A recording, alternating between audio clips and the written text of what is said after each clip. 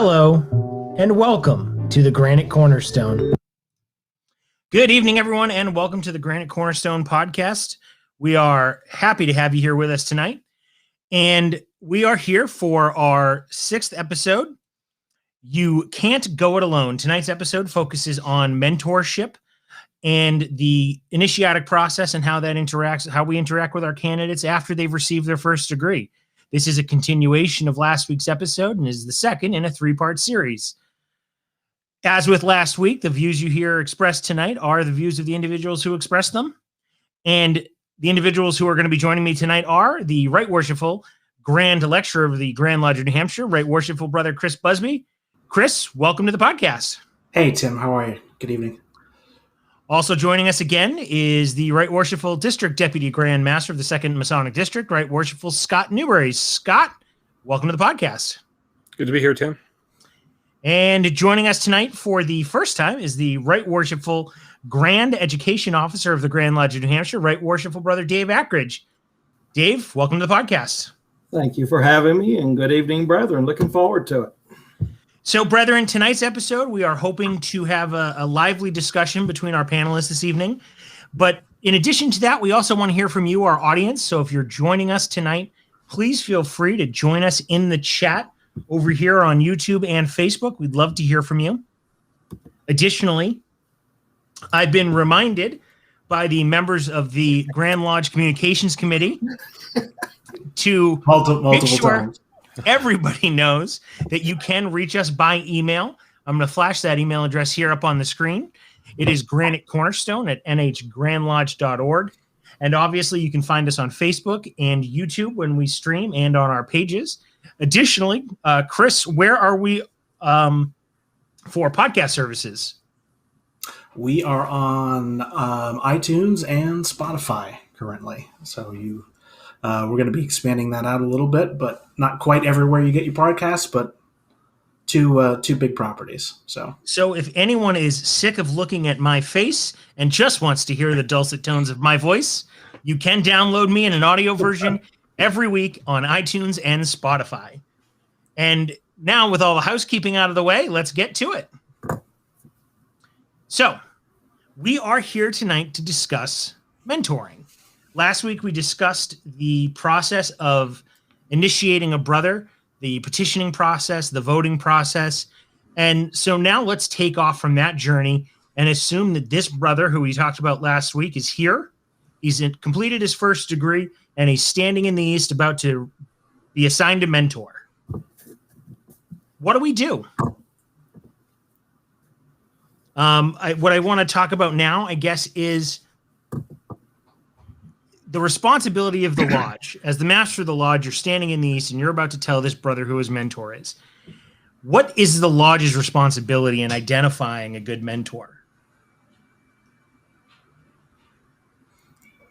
is that a question for anyone in particular, Tim? Yeah, go ahead. Okay. We don't want to step on anyone else.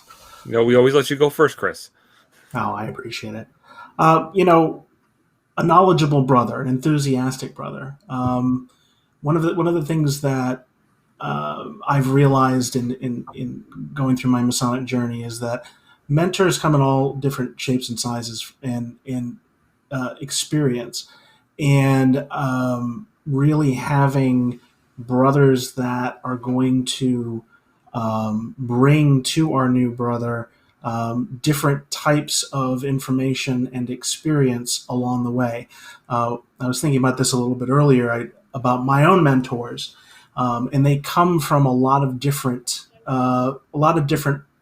experience levels. And some of them have been Grand Lodge, some of them haven't. Some of them have been masters, some of them haven't. I think of Right Worshipful Brother Joe Beaumont. I think of Tom Lau. I think of guys like that, and they've all provided me with something very special and unique along the way during my journey. So making sure that there's a balance. Obviously, and I'm sure we'll talk about it, that top line signer too, is going to be a part of this. But to making sure that that brother is going to get the support that he needs and his questions asked, or if that, those brothers don't know the answer to those questions, they're empowered to be able to find the answers for a new brother. I like that approach. I think we actually have a comment already in the chat from Brother Tony V, who says that an answer to the question what a lodge should be looking at is compatibility. And I think that's an interesting perspective as well. Having mentored I've only mentored one brother, I think, in my Masonic career, and he and I were friends, and it was something that certainly allowed us to have a little bit more success than I may have had otherwise. But I think that having spoken about this last week, getting to know a new prospective member really helps in identifying a good mentor for that individual as well, because you know what their interests are and you know the sort of things that they're looking for out of their Masonic experience. And I think one of the important things to get out of what we're saying here initially is that a mentor is not just the ritual. Yes, Right Worshipful Akridge, I said not just the ritual. We have to teach our lessons to our brothers, and not only do we have to teach them to memorize those lessons, we have to teach them to begin to think ritualistically and to start to delve deeper into the various tenets of the fraternity that they're learning. And not only that, but then going beyond that once that's done. Mentorship doesn't end once the Master Mason degree is conferred on a brother. So it's important for that to be an ongoing process and beyond just the memorization of ritual.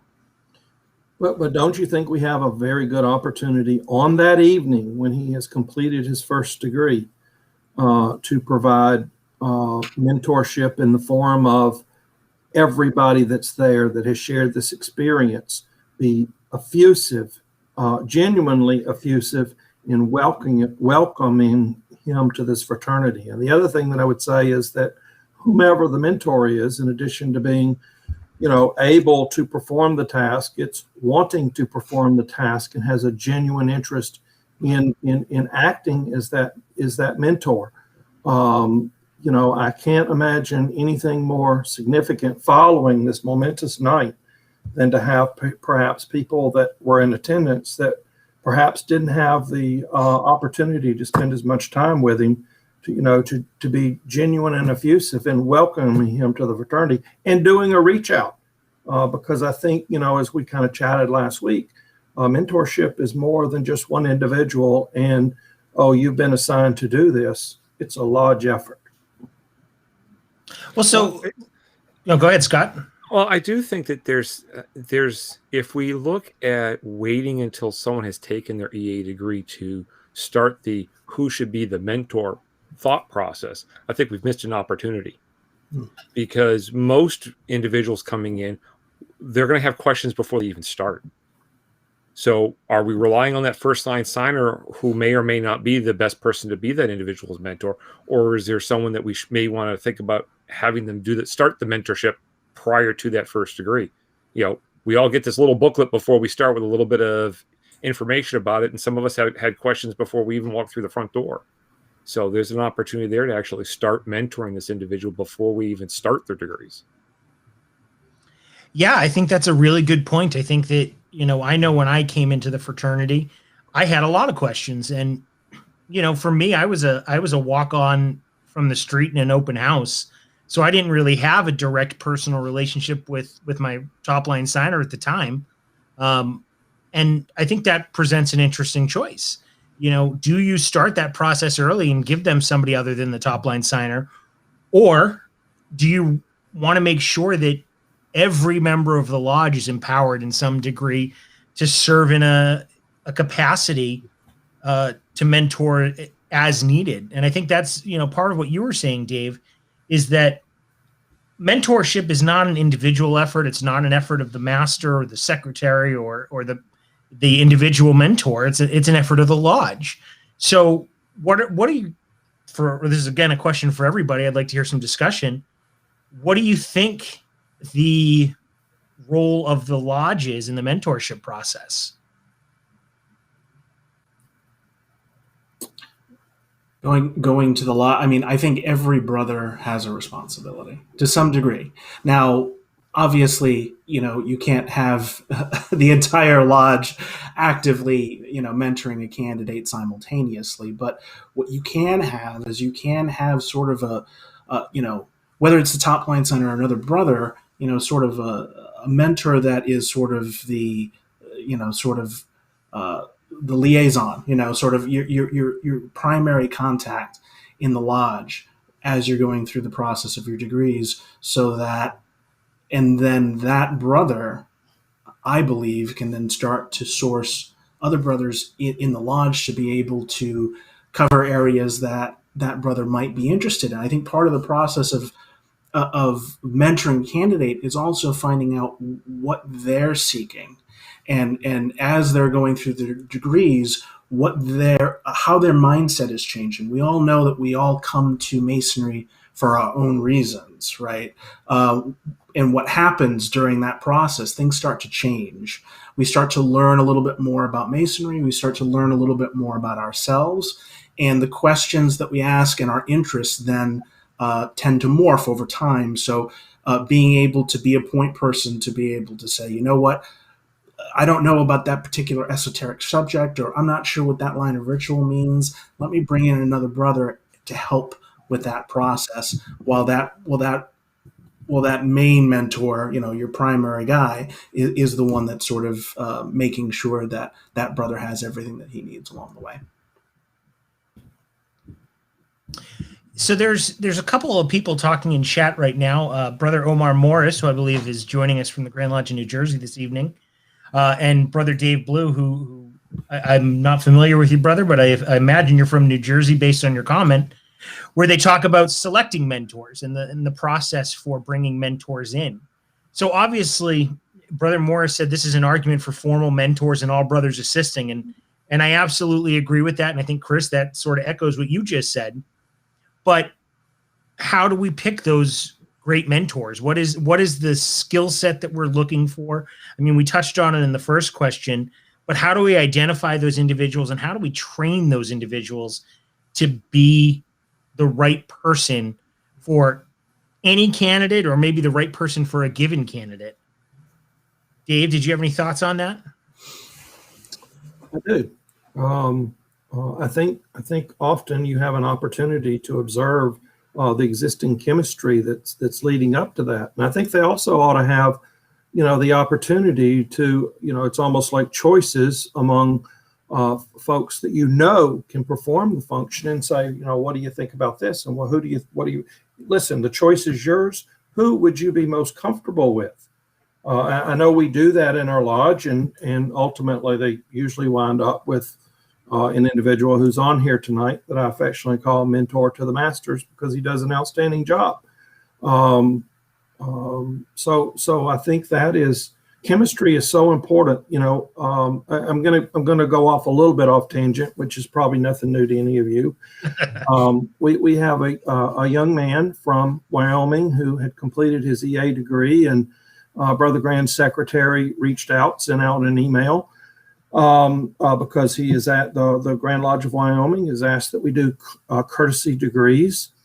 Well, the interesting thing that happened is there's been a reach out, not just from our secretary, not just from our master, but 4 or 5 people. And we copy each other so that he's hearing it from a lot of people. So guess what? We're doing an EA practice because we've got an EA. He's already an EA in good standing. He joined our practice. We had an opportunity to get to know him one-on-one. He got to meet people. Well, I'll stop with that because we got a whole lot of chats. But I think when you have a lodge that is vibrant, where the chemistry among the lodge, not that they're walking in lockstep, are in sync and have an understanding, it happens naturally, because we want to reach out. We want to have this person join us, whether it be for a meal outside of the lodge, whether it be for a practice, whether it be for even a committee meeting, because they want to learn more. Dave, one of the things that you said real quick is very important, and it just goes to that connection. I think we've all sort of said this, is that if you don't establish that connection with that brother, obviously you have an opportunity to do that during the degrees, but throughout the entire process and beyond, make them feel like they're home. Tim, you had mentioned this on another podcast that, lodge you should be able to feel safe and warm and welcomed in your lodge. And I think that has a lot to do, more than just sort of the education piece, but really, glomming onto that brother to make sure that they feel as though that they are a part of this lodge and this wonderful fraternity. Well, and that's kind of why the lodge I belong to does things the way they do. I mean, a brother comes through once he's had that first degree. We are inviting him to when our rehearsals are, because we usually set aside the first half hour for, brotherhood, education, those types of things. And what's amazing is to see a new brother walk through the door, and some of the people he's seen before, some of them he hasn't seen before, but he gets a chance to pull up a chair and everybody just kind of sits there and kind of chats for a little bit. And then there's a natural gravity that seems to pick up where that individual seems to, I get more comfortable with, like I might be more comfortable with Chris than I am with Dave. So, maybe Chris can give me a hand with my lesson. And that's kind of how it starts to take effect. And what we find over time is that the mentor shifts.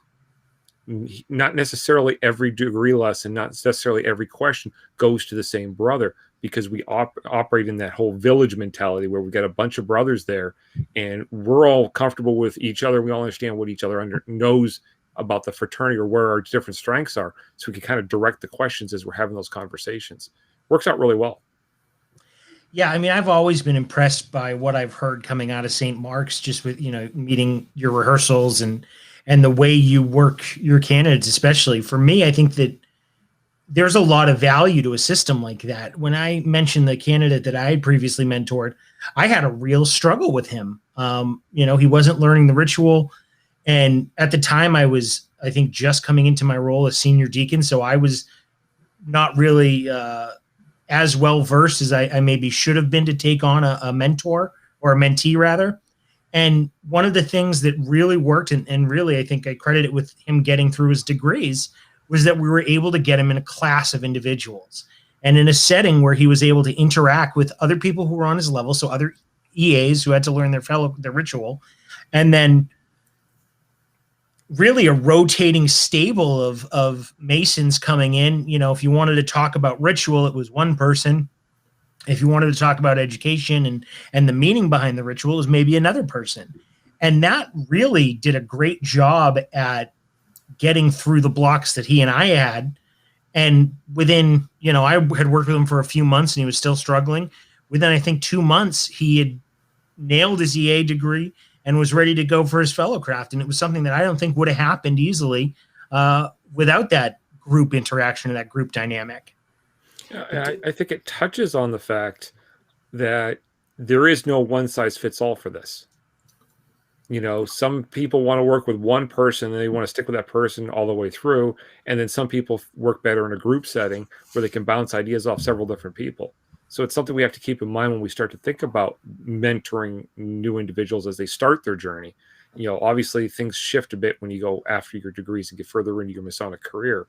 Mentorship takes on a different role. But at least at the beginning, it's something we have to take a look at. Sometimes you do need that group environment, not just the one-on-one.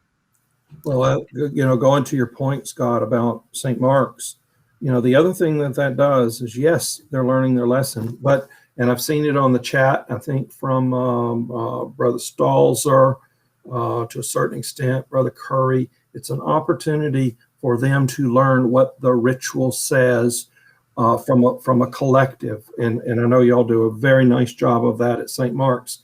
And over time, you have this group that's able to come together. And some of those, I'm going to call them walls, but it's really walls because of unfamiliarity, where you get to know somebody on the level and up close and in person. And all of a sudden, it's okay to ask those questions because you're in an environment where people genuinely want to ask it, discuss it, and you're comfortable doing so. And I think that goes to this whole element of, not losing them after the EA degree because, you're developing these relationships with the lodge. I think this also goes to a point that was, previously made in reference to sort of having those having those connections with those candidates early on. I think part of what we were discussing in the last podcast guarding the West Gate, getting to know brothers as they come through, creates a level of comfort that you don't have if we're just accepting a petition from a man that walked off the street that we don't know. If we're spending the time and talking about Freemasonry, obviously without getting into the ritual before that happens, and I think those personality where those personalities mesh and what that man is looking for as well can be better determined with more time front loaded in the process of investigation than if we don't. One other point that I wanted to make, and it was actually not my point, it was I think Brother Omar that had said this, was Tim, how much training did you receive being a mentor? I mean, when you were senior deacon, I mean, we were raised the same year, so that was, you were 2 years old at that point. Yep. Fraternity. So, if we're not mentoring our brothers to be mentors, teaching them how to do it, we can make some pretty grave mistakes with brothers that don't stay around because of that. And is that a perfect segue into the fact that mentorship is not just for that candidate that is progressing through those 3 degrees? The mentorship goes on forever. It's our officers, it's our lodge brethren, and we, that's a whole topic upon itself, and that's the opportunity for travel. And I think you would all agree, for those of us that do travel, not just being able to go and meet brethren and perhaps sit in a degree on that evening and meet other people and see how they do it. But some of the greatest conversations and one-on-one bonding, if you will, that occur is when you're in that car together going to and from. Oh, absolutely. And I think that, Chris, you bring up a really good point. And I think Brother Morris must have been typing this out as you were talking, but I was, like you said, 2-3 years old in the fraternity when I took on my first mentee, and you look at the obviously the change in demographics of our lodge, and as you get those more experienced people who are either retiring from active lodge work or unfortunately maybe passing on, and we start looking to our younger members, the average age of the line in my lodge is much younger than it was when I joined, certainly. And those are the people that you look at as the responsible parties in your lodge, frequently your officers, who have the experience to sit in their chair and have the experience to work as they need to as an officer. But mentoring is a whole different task. And what sort of systems can we put in place to make sure that those brothers are being given the training to mentor? And I think, Dave said it a little bit, ongoing mentorship is not just for your first 3 degrees. It's not just for your first year. Mentorship is forever. And the longer that you're able to interact with a good mentor, the more you're going to be able to observe and sort of absorb some of that knowledge to pass it on. But I think, Scott, what you said about how St. Mark's does it, when you have a lot of brothers rotating in, or you have right before your rehearsals and you've got your officers there, everybody, not just the candidate who's there for that half hour or hour, everybody is sort of absorbing that mentorship and gaining those skills, whether they know it or not. Oh, yeah. I think it's one of the things that we overlook a lot of times when we start to talk about mentoring. It's not just the officer line.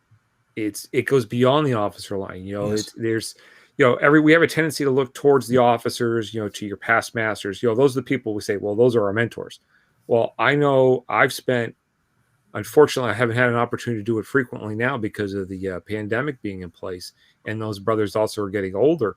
But, when you have an opportunity to sit down next to a guy that's been in the fraternity 40 or 50 years and just have a conversation with him, he's mentoring and he doesn't realize it. Everybody talks about, well, you want to talk to the older brothers because you want to get to know them a little bit. You want to, give them an opportunity to tell their stories and stuff. But that's mentorship going on because he's passing along the history of the lodge. He's giving you an opportunity to get a better understanding of the fraternity and how he looked at things as he's had an opportunity to look over the last 50 years. It's something that we all miss out on, when we're only, 10 years in the fraternity, 5 years in the fraternity. We don't have that depth of knowledge from a historical standpoint. We might have it from a book smart standpoint, or we might have a desire to understand it. And that's why we're willing to step in and help another brother learn his lessons. But it runs the full gambit. I mean, like I said, I've had several mentors over the years that never sat in an officer's chair. And, the wealth of knowledge that they've had is just astounding. Well, I think there's also an opportunity for a shameless plug for it's mentorship, it's education, and it's also leadership. And that's the Leadership Institute that's offered twice a year, because that's an opportunity. But I also know that Brother Kirkpatrick from Federal Lodge number 5 earlier had mentioned, that part of this is he wanted to know who does what, who are those appointed and elected officers, and what is their role. And that's an opportunity to talk and speak, so that it's not so, listen, it's a foreign language. You get that cipher book, and you get the ceremonies that we do and the things that we observe, and it's a foreign language, and you're thrust into it, and it can be uncomfortable. That's not necessarily a bad thing, but you got to have people that are going to help you through it. You know what? I'm glad you brought that up, Dave, because I saw that comment earlier, and it sort of passed by while we were talking about other things. But I think that's a really great suggestion, is at the end of a lodge meeting to have just your officers come up and talk to you about what they do, because obviously they hear about it a little bit in the ritual, but it's so much more that the officers are responsible for. And each lodge has different responsibilities for their officers. To explain what those roles are from an actual real life point of view, as opposed to just what the ritual says, is something that most people don't get until they've already agreed to sit into a seat. And even then, I didn't realize what half the responsibilities were until I sat in that seat. So I think that's a really good suggestion, Brother. That goes to the other side of it, because I was blessed, because I had 2 past masters, very different personalities. One whom would pull me, and he was a little more gruff, but I never considered it offensive at all. You need to do this and you need to do that. And I'd say, yes, Worshipful, I hear you. And then the other past master, who was a little bit of a different personality, he would say, you did pretty good, but you might want to consider this, and you might want to consider this. And both of those gentlemen I consider to be mentors to this day. Because they took that interest, and I appreciated it, and I grew from it. Well, I think you touched on an important topic there, Dave. Is that we all think about, or at least most people consider mentorship getting someone through their degrees. Mentorship goes long beyond that, and there needs to be an understanding that who your mentor is today may not be this right mentor for you tomorrow. And it's okay to have more than one mentor. It's okay to, find someone else who can answer those questions for you and help you to get to the next step of your journey. And I think it gets lost a lot of times when we're talking about mentorship, because we're always about, we got to get the candidate through their lessons. We got to get them through their Master Mason degree. And then, hopefully, they'll be around afterwards so we can have those conversations. But, we need to go into it with the mindset that, this is a lifelong type event. It's part of the reason why I'm so reluctant to sign petitions, because when I sign a petition, in my mind, I'm signing on to be that individual's mentor for their entire Masonic career. Well, so let's talk about that a little bit, Scott. You may not be their assigned mentor for their degree work, but what is the responsibility of a top line signer? We talked about last week what their responsibility is towards the very beginning process, but after they're initiated, where does the top line signer come in? Well, hopefully they're still around. That would be nice. Yeah. I mean, we've all heard the stories about a first line signer that just suddenly vanishes after that, first degree, which is not a fun thing for anybody. When I look at a first line signer, the way I approach it is I'm signing on to help that brother not only start his Masonic career, but continue on to wherever it is that he wants to go. I've only signed just a couple of, we lost Dave. I've only signed a couple of petitions because that's my feeling. I'm signing on to help that brother going forward for as long as I need to. I've had brothers that, I've helped them through their lessons. They've been around for a couple of years and they kind of fall off. I still stay in touch with them, or at least try to. And I've had others that have gone through the chairs and end up sitting as master of a lodge. So my feeling is, as a first line signer, I'm supposed to be there for them. If I don't have an answer, then it's my responsibility, at least the way I feel, it's my responsibility to help them find the answer. So my question then is, and your point is excellent, Scott. When do we teach brothers the responsibilities of a top line signer?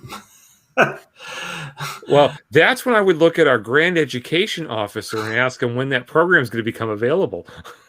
But again, it all goes to education. It does not just Masonic education from the ritual intents of the craft, but Masonic etiquette, Masonic protocol, what our responsibilities are as Masons, as brothers, as a top line signer. Well, and I don't think we do as good of a job and I mean this in a broader sense, than we could. Well, I think the whole setting of expectations is something that, I mean, it's not just inside the fraternity. As a lot of people have found out, we don't do a very good job in general. I mean, a lot of times, how many times have you sat down, even at work, to find out that, the expectation of what you were going to accomplish that day was not what you thought it was? And you're having that conversation at 3:00 in the afternoon going, oh, I'm never going to get out of here now. It's that type of thing. We need to take the time to actually understand what a mentor is, or what our lodge feels a mentor should be, because every lodge's culture will be slightly different. What we consider a good mentor at St. Mark's may not be what a good mentor is in Wyoming. There may be a very different thought process. Well, I'm seeing Brother Veteroso from Humane Lodge, who is mentioning that the funny thing about this whole episode to me is that we have this whole conversation at work. It's like a parallel universe. Same discussion about who is the formally assigned mentor versus shouldn't we be all mentors? Well done, Brother Veteroso. I'm calling you out because you get it. And there's an example of a relatively new Master Mason who is both an education and a ritual person. To me, they're really not any different, but he's embraced both of them. And I look forward to watching his journey because he gets it. And I suspect that is a function of the culture of his lodge. That is a function of some mentorship, and well done. Well, I think it goes back to what Chris said earlier on, is that everyone in the lodge should be willing to step up and be a mentor, to answer those questions, to help guide a brother, regardless of where they are in their journey to where they need to go. But each individual, when they start the journey, should have someone that's assigned, sort of like that liaison, the person that kind of can coach them through the steps that they need to go through, at least at the beginning of the journey, till they understand, okay, well, if I want to understand something about this, these are the people I can go to. This is where I can reach out if I'm unsure, because we all need that initial first couple of steps to help, with that help. So it's not like a little kid growing up. The first couple of steps, they always need support, and then they're off and running, and you're trying to figure out if you could ever catch them. So, and Scott, don't you think that on a first line signer, they come in many forms, because a lot of times people might be scared about what the responsibilities of that first line signer is, because they have this expectation that they have to be an excellent ritualist and they have to have all of the answers to everything. No, they just have to take the responsibility, and they have to say, you have a question about this part of the degree, we will go talk to the master. Or you have a question about this is the resource, and not just tell them who it is, but set it up, make the introduction, grease the wheels, if you will. Oh yeah, I think that's what you have to take a look at.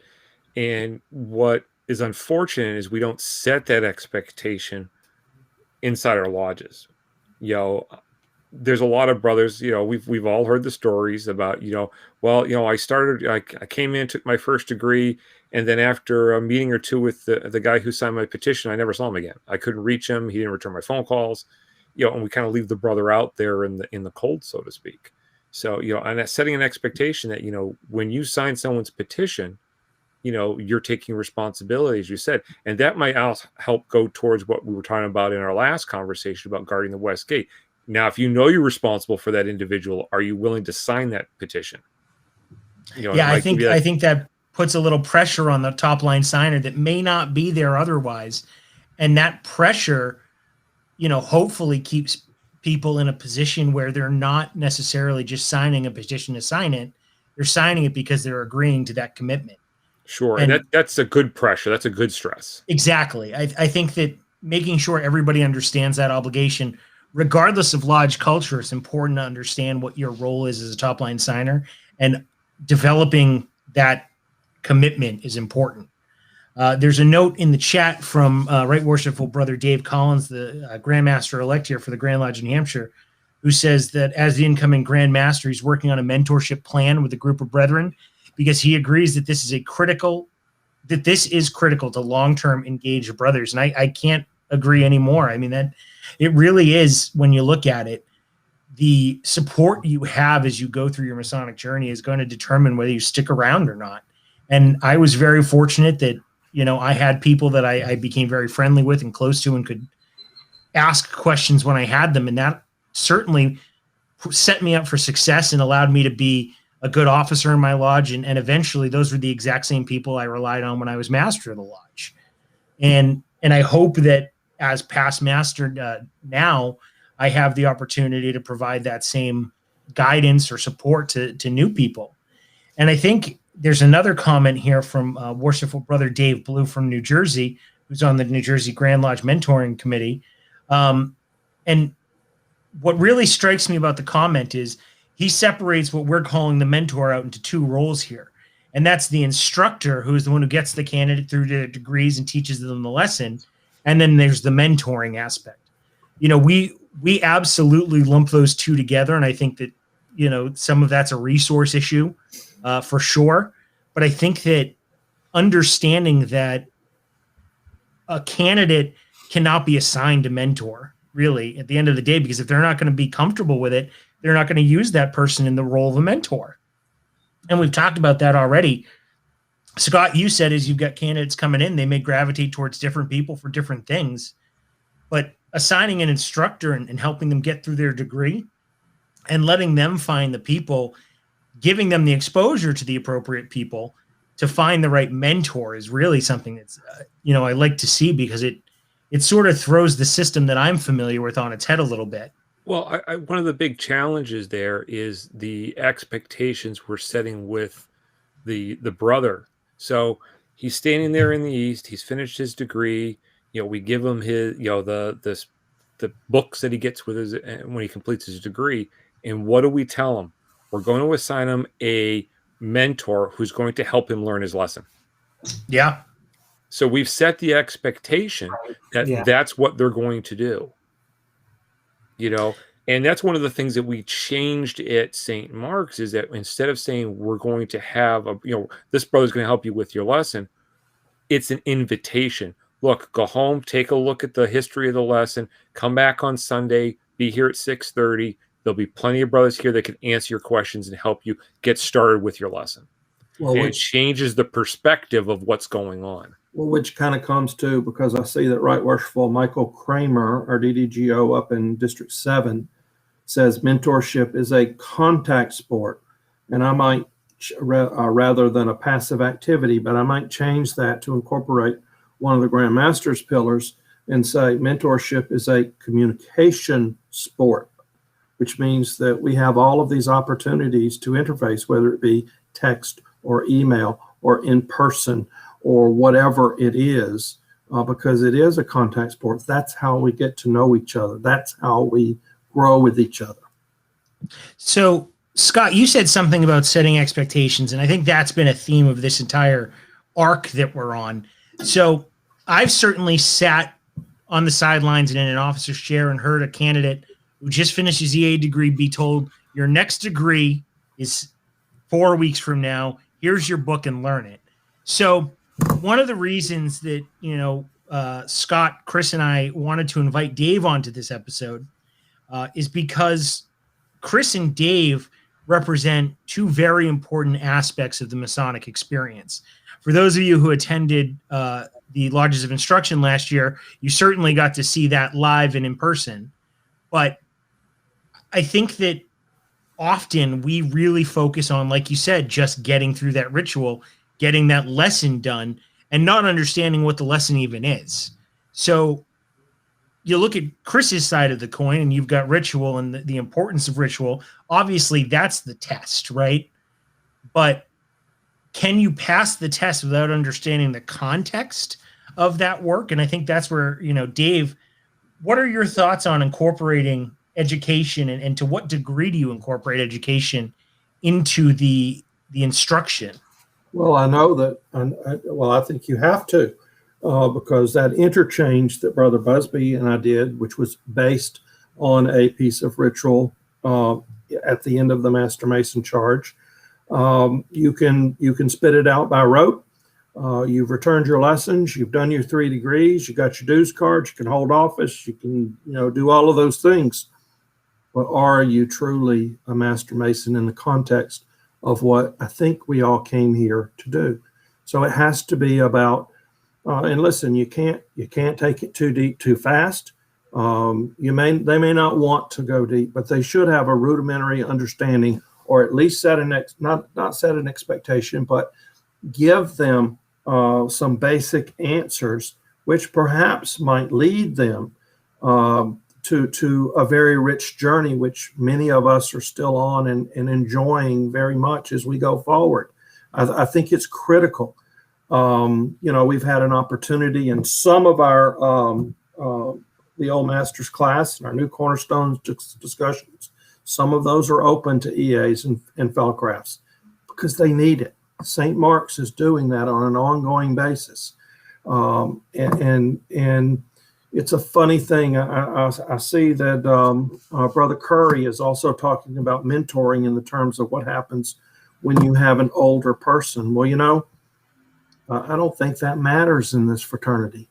One of the things that happens is we certainly know, you might be of this generation or that generation, but we also see, we look past that. We get experience. We get educated from those that have been around for a while, and I don't know that matters. And I'm a little bit off topic in terms of the education piece, but having the opportunities, whether it be a workshop, whether it be a lodge-led initiative, whether it be from a trusted brother who is mentoring and saying, let's go see that EA degree, because you know what, it'll help you with your lesson, and having an opportunity to talk about it on the way up, see it, talk about it on the way back, if that's where the conversation goes.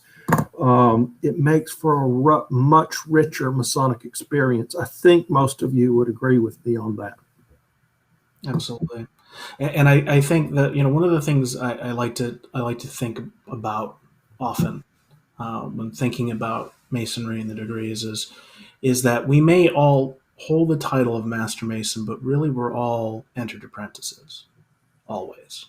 And I think that if a lodge sets its culture to be one of learning and growth and humility, and I think that that's a big part of it at every level of Freemasonry, that if we take a look at the fact that we are all growing together rather than we figured it out and it's just the candidate, I think that changes a lot of the mindset in the conversation.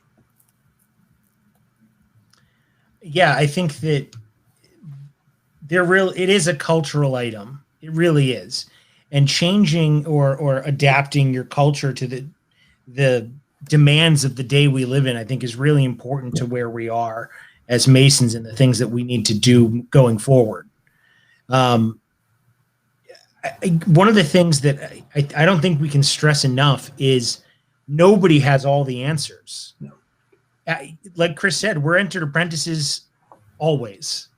And because you never have all the answers, it's important to understand that and to be able to express that. Humility is it is such a huge part of being a mentor, because you need to be able to say, you know what, I don't have the answer. I'm not the one who can tell you that, but you need to know who to go to. And I think, Brother Curry also asked, what's the most important part of mentoring? And to me, it has nothing to do with your personal knowledge of the subject. It has to do with the comfort you feel finding the answer. And really, it's the most important part to me is the ability to get the answer for a candidate or for a brother or for anybody by knowing everyone who you can know, and to have that stable of knowledgeable individuals to support you. And then, like Dave, like you said, bringing that person to the answer. Don't just get the answer and give it to them. Schedule it, plan it, and meet the brother who's got the answer and introduce them, because now you've introduced another mentor to that brother's life, and that relationship grows and grows and grows. And so I think that's really important. The other thing that I would say is that, listen, I get asked questions all the time that I don't know the answer to. So I either provide a resource or I go and learn it. But in this particular situation, if I'm acting as the conduit to get them over to this person, well, you know what? I may choose and have enough interest to find out and sit with them so that I get the answer too, so that I know. There you go. Yeah, I was just going to say that.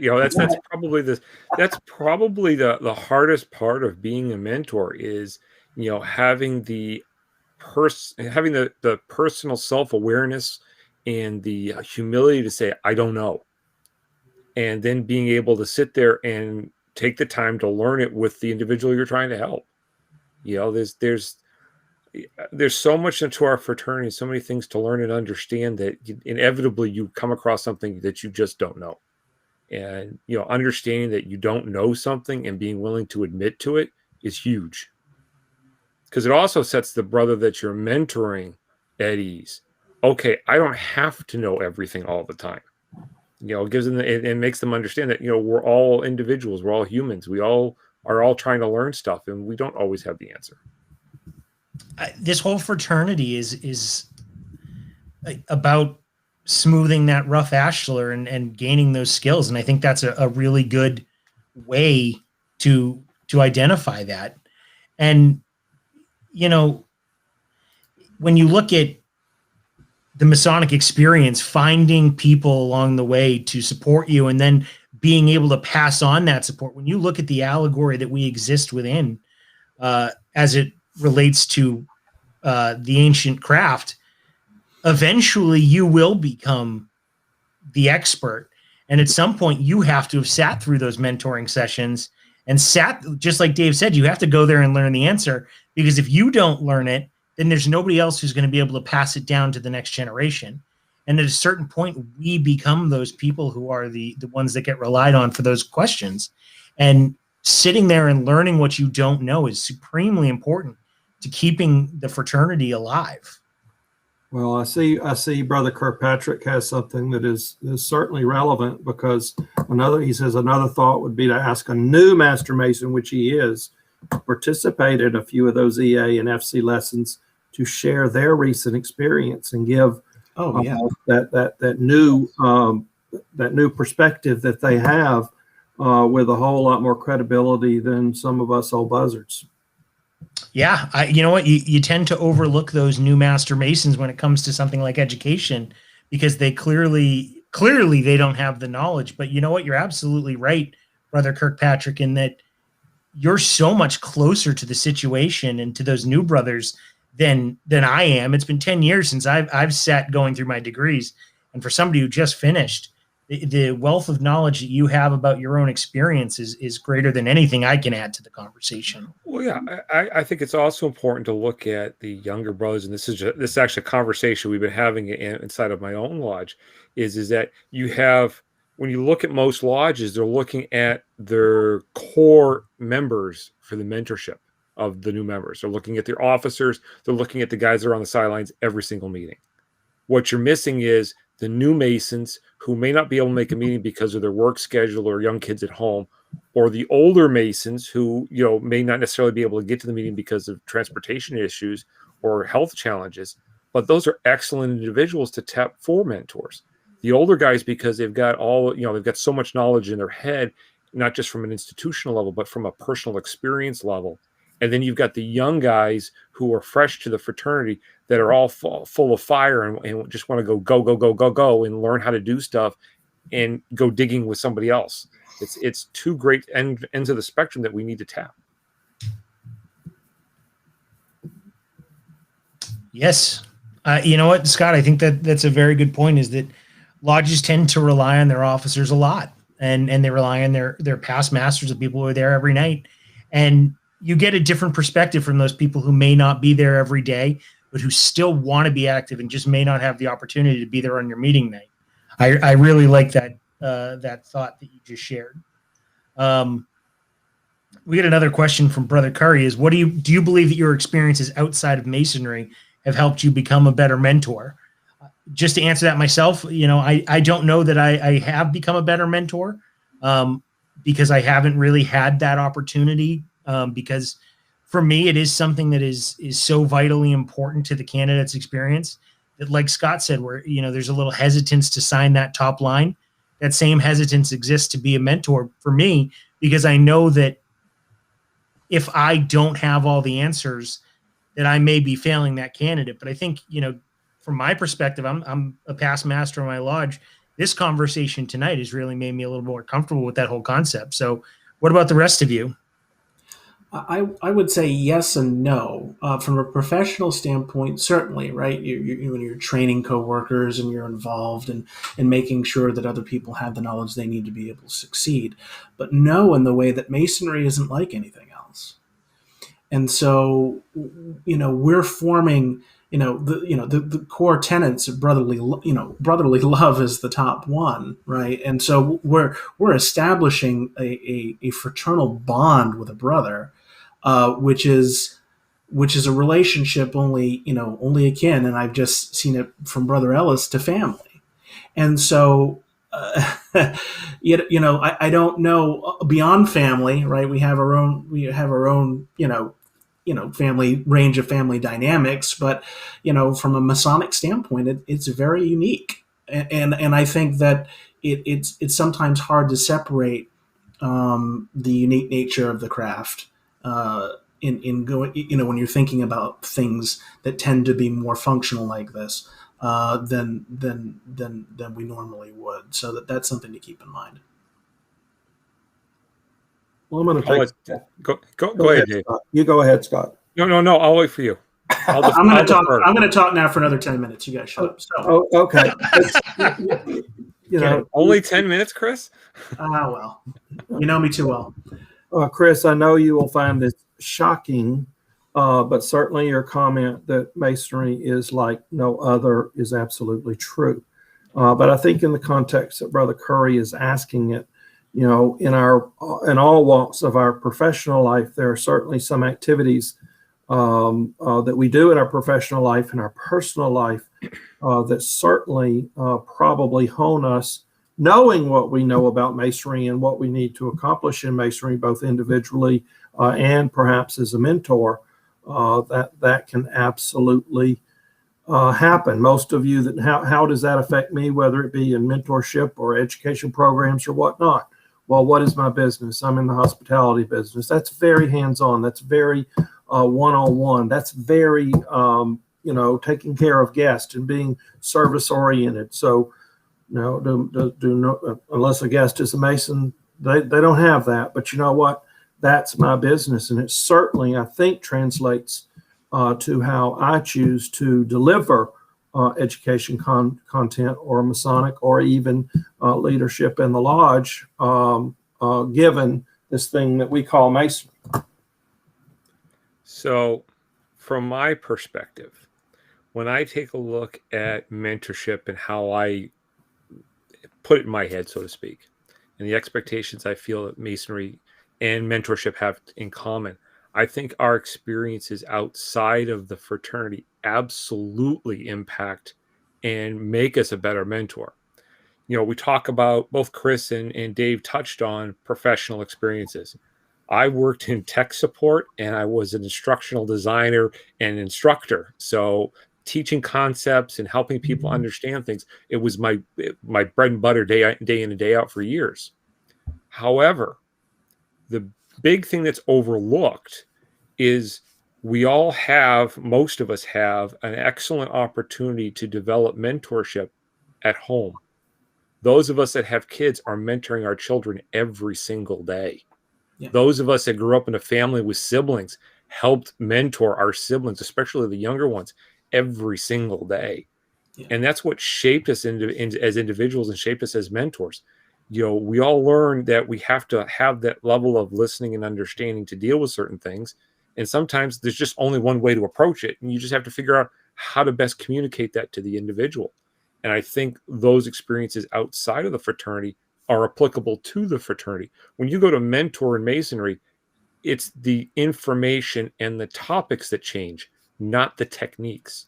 How you handle mentoring an individual, how you show that compassion, that understanding, and the willingness to help them understand something, that transcends the fraternity. I mean, that takes place no matter where you work, no matter what your family dynamic is. You're still trying to do those things.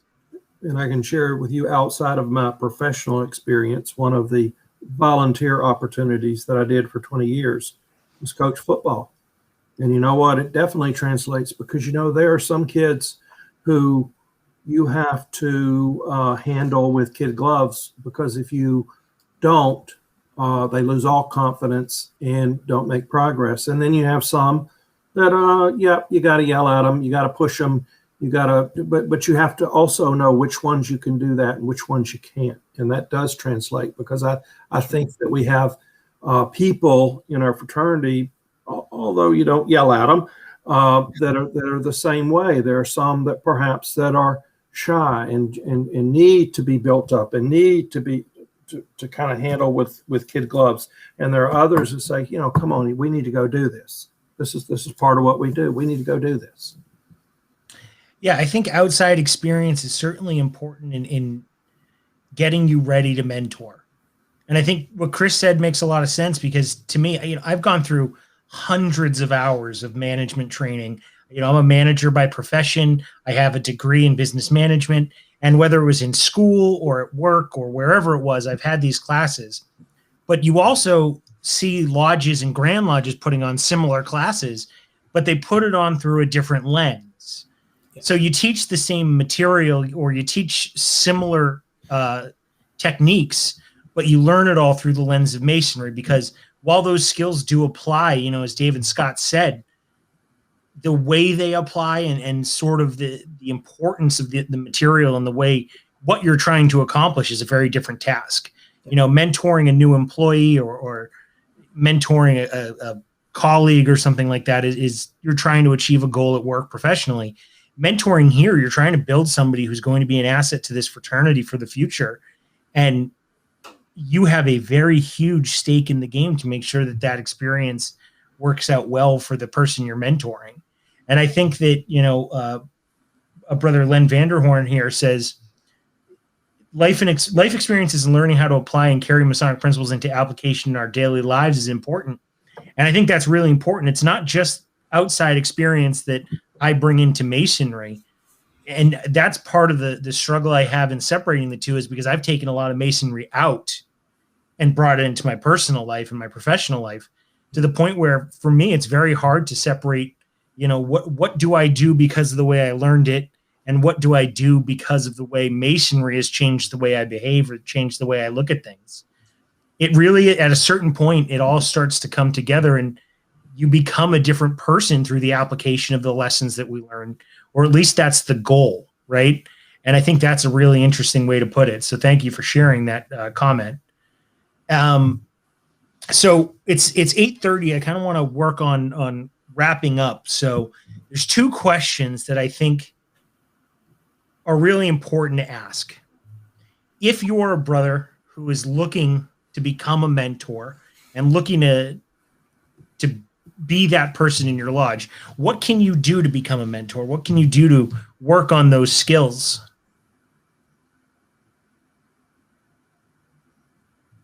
Well, I think Dave said it a little bit earlier, and that's, travel is a huge aspect of that. I think it's easy for us sometimes to live in a bubble of our own lodge and our own experience, and it goes to that learning and growth.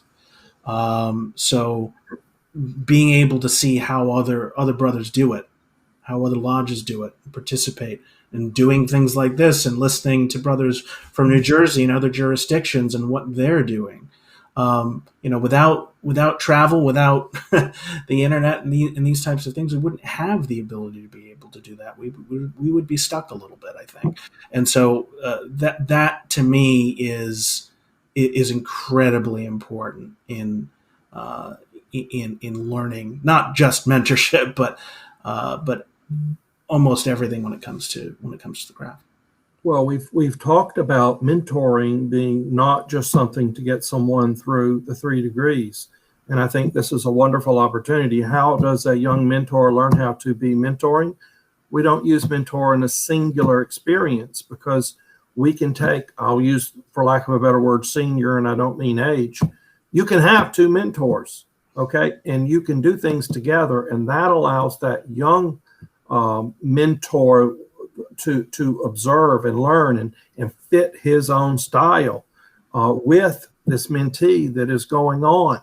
And that is inclusive of travel. That is inclusive of, how do I deliver this content? How do I point to different resources?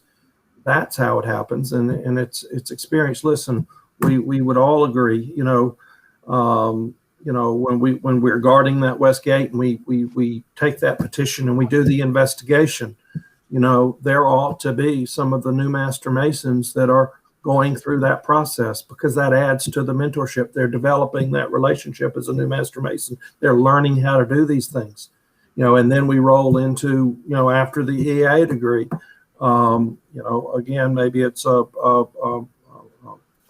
mentoring partnership with the mentee, which also splits I say the work, that sounds harsh, but there's also an opportunity to tag team that. I think that, when you take a look at wanting to move into a mentor role, the travel piece is huge, and it's already been touched on. I think the other 2 pieces to take a look at if you want to become a mentor, you're trying to move towards that mentorship, is 1, increase your own knowledge of the craft. Yeah. There's plenty of podcasts out there. There's plenty of websites out there. But also crack open a few books. Your lodge might have its own library, or you can borrow a book from a brother that you might know, or go out and check your Grand Lodge education table. I mean, we're told to check that every time we show up at a Grand Lodge event, to check the table, see if there's any new books. So read widely and try to understand as much of the craft as you can. The other piece of advice I would give people who want to be a mentor is learn to listen. The hardest thing that you can do when you're trying to be a mentor is learn to sit there and be quiet. Yes, you want to answer the questions, but sometimes you have to give the brother the opportunity to ask the question he really wants to ask. And sometimes it takes a while to get there. So you have to be patient. You have to be willing to listen. And that's a core Masonic principle right there, Scott. Yeah, I think one of the thing that Dave said that really struck me is Chris and Dave, and it's been echoed several times, you've got to be aware of what you don't know and be willing to learn those things. And Brother Ben Feldman just said it in the chat as well. You've got to be able to active in satisfying your curiosity about things you don't know. And to me, that is really the key to being a good mentor. Is when we come into masonry, we really are asked to expose ourselves very deeply. And one of those things is shedding those things, like, when you come in, you're not the expert, and shedding that, I don't want to call it arrogance, but shedding the idea that you do have all the answers, and acknowledging that you have plenty to learn. So part of being a good mentor is realizing that you always have to be a good mentee as well, and keep seeking that knowledge, keep seeking those answers. And keep reaching out to the people who supported you along your whole journey. I think that's really important. And so I'm going to turn now to the 2 coins here, the 2 sides of the coin in ritual and education. What resources exist if we're talking about the business of instruction and mentoring a candidate specifically, what resources exist to help a mentor learn the key components of ritual and education that they need to pass on? Chris, we'll start with you. Really, the human resources, really primarily more than anything, is our district officers or district deputy grand lecturers are there for that reason, not just for simple making sure that the words are correct, but in giving the words and in performing the ritual, we also have to transmit meaning. And if we don't know what that meaning is for us, or generally speaking, then we're lost. So I think that utilizing the folks that are assigned that are committed to to excellence in those areas, working with education. To be able to provide a balance of different perspectives, I think is extremely important. Okay, I'll go next. I want to say one thing to ritual and education. We act like they're two different things. I guess in some respects they are, but they're two sides of the same coin. Yeah. And our ritual is foundational. And I can share with you that I've had an opportunity before. We had to suspend due to COVID to attend one of Right Worshipful Busby's performance ritual workshop. Excellent. You hear good delivery. There's also an opportunity to ask questions. From a purely educational side, if one of our Cornerstones monthly in your Geo group, but you really, at least through March, we're virtual, you have an opportunity 4 times a month to find a Cornerstones discussion in one of the Geo groups that works for you and a topic that you're interested in, or go to all 4. And these topics are generally on an explanation of a piece of Masonic ritual without doing the ritual, but it also includes some of the leadership things, some of the old master's class topics, which are still very relevant. We also have, as our Grandmaster elect has shared and who initiated our Leadership Institute, so that our young leaders have an opportunity to develop and become educated on what the responsibilities are for their office as they move through the line, and that makes us stronger. And finally, I think, as we've all said here tonight and all strongly agree, it's about an opportunity to sit and lodge together, to know each other on a very individual basis with the shared commonality of this ritual, perhaps to travel and be able to be in that car going to and from, just to engage in some very basic conversation, wherever that might take you.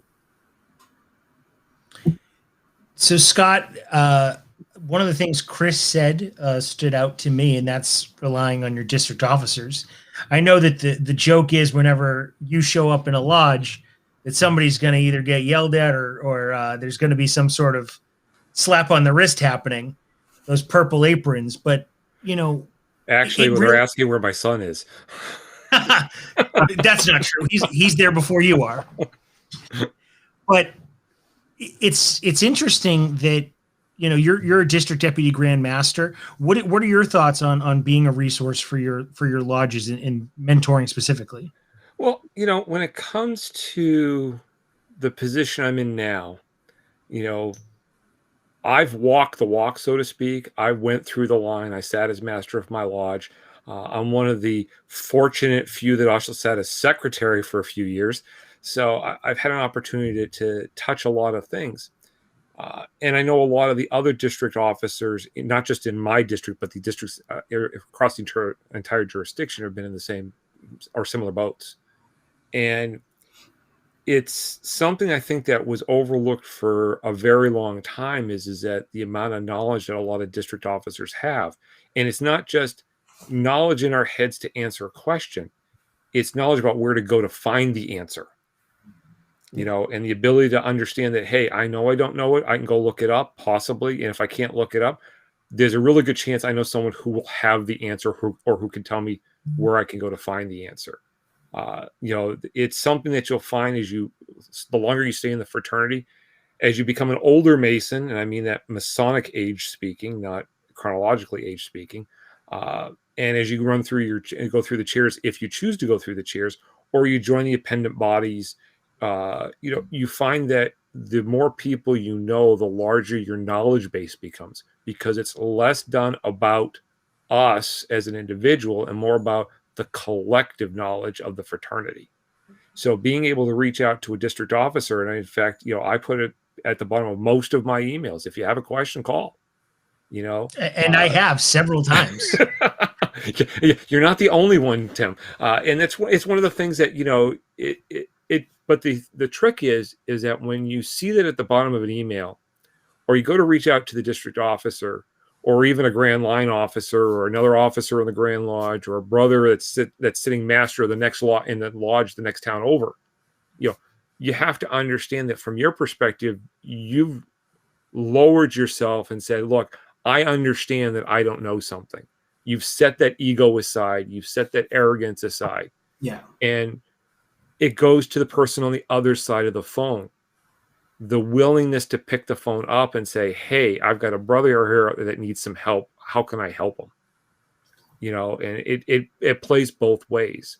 And it'd be nice if we had the fraternity and the brothers inside the fraternity, not just in our jurisdiction, but in, you know, you're all across the globe. Pick up the phone and call. If you've got a question, that's what it's there for. That's what your brothers are there for. But you know, Scott, I think one of the things is when you put that there, it's because you mean it. Because if you do call, if you do email, if you do text, you're going to give them an answer. They're not words. Anyway. They're not words. No. And asking for help is one of the hardest things that any human being can do, no, masonry or otherwise. Oh yeah, absolutely. You know, I wanted to share this piece, and it seems like it's a good place to do it. One of the things that I do, there's a website out there, 365 Days a Mason, and the brother that put it together was an education officer, Brother Mike Cleveringer. He puts out a weekly email. And in his email a couple weeks back, there was something that kind of struck with me. It happens to fall right on this topic. When he was talking about charity, though. And when he was talking about charity, he was going back to the more rudimentary understanding of charity, not what it is today where we write a check and we call it a day. But charity is giving of ourselves, giving of our time and our knowledge and helping out a brother. And if you think about charity from that perspective, mentorship is charity in one of its truest forms. Mm-hmm. I'm giving of myself and my time to help a brother. And that's one of the main tenets of our fraternity, charity. You know, giving of ourselves, giving of our time, helping another brother out, and mentorship falls right in that wheelhouse. So if you think about it, you know, you're practicing masonry just by sitting there and listening to a brother and answering a couple questions for him. Well said. Brethren, I think that about wraps it up. So before we close, thank you to our guests tonight, to our chat. Thank you so much. It was great to see such active conversation and to be able to answer those questions as they come in. This was a fantastic experience. In closing, let me just say, get out and travel, because the people you meet will be people who will support you and help you in your Masonic journey and will help you be a better mentor and a better Mason. And know who your resources are. Reach out to your district officers when you need them. That's what they're there for. Reach out to the officers of your lodge, and they will help you out as well. Brethren, we are... Oh, boy, Scott. I'm being reminded to remind you all again, brethren. Next month, we are moving our session from the first Sunday to the second Sunday due to Easter. So please join us on April 11th at the usual time, 7:30 p.m. Hit us up at our email if you have any comments, questions. We're happy to answer those for you. It's on screen again. And remember, you can see us on Facebook, YouTube, or listen to us on Spotify and iTunes. Brethren, thank you for joining us tonight. Thank you to my guests this evening. Have a great night, everyone. We will see you next time. Thank you, brother. Good night. Thank you.